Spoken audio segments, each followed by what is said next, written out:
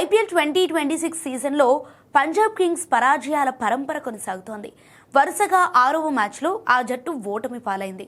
ధర్మశాల వేదికగా జరిగిన ఈ మ్యాచ్లో సమిష్టిగా రాణించిన రాయల్ ఛాలెంజర్స్ బెంగళూరు 23 పరుగుల తేడాతో పంజాబ్ కింగ్స్ను చిత్తు చేసింది. ఆర్సీబీ విధించిన 223 పరుగుల లక్ష్యాన్ని పంజాబ్ కింగ్స్ ఛేదించలేకపోయేది. సో 20 ఓవర్లలో 8 వికెట్లకు 199 పరుగులు చేసి ఓటమి పాలైంది. ఈ పరాజయంతో పంజాబ్ కింగ్స్ ప్లే ఆఫ్స్ అవకాశాలు సంక్లిష్టంగా మారగా ఆర్సీబీ అధికారికంగా ప్లే ఆఫ్స్ బెర్త్ను ఖరారు చేసుకుంది. వరుసగా 6 పరాజయాలు ఎదురైన పంజాబ్ కింగ్స్కు టెక్నికల్గా ప్లే ఆఫ్స్ చేరే అవకాశాలు ఉన్నాయి. ఇక లక్నో సూపర్ జైంట్స్తో ఆఖరి మ్యాచ్లో మెరుగైన రన్ రేట్తో విజయం సాధించి ఇతర జట్ల ఫలితాలు కలిసొస్తే పంజాబ్ కింగ్స్కు ప్లే ఆఫ్స్ బెర్త్ దక్కుతుంది. ఇక టోర్నీ ఆరంభంలో వరుస విజయాలతో ఓటమి ఎరుగని జట్టుగా పాయింట్స్ టేబుల్లో అగ్రస్థానంలో నిలిచిన పంజాబ్ కింగ్స్ ఆ తర్వాత అనూహ్యంగా చతికిల పడింది. వరుసగా 6 మ్యాచ్ల్లో ఓటమి పాలైంది.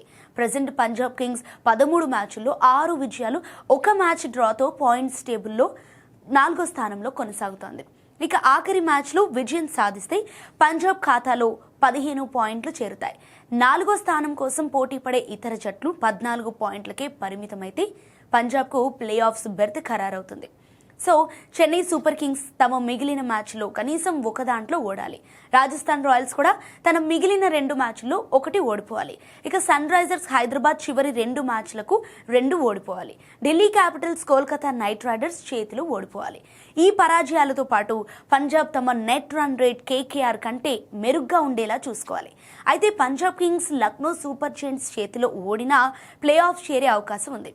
కాకపోతే Chennai Super Kings, Rajasthan Royals తమ మిగిలిన అన్ని మ్యాచ్లలో ఓడిపోవాలి. Kolkata Knight Riders, Mumbai Indians చేతిలో ఓడిపోయి వారు ఢిల్లీ క్యాపిటల్స్ ను ఓడించినట్లయితే పంజాబ్, కోల్కతా పాయింట్లలో సమం అవుతాయి. అప్పుడు మెరుగైన నెట్ రన్ రేట్ ఉన్న జట్లు ప్లే ఆఫ్ కు చేరుకుంటుంది.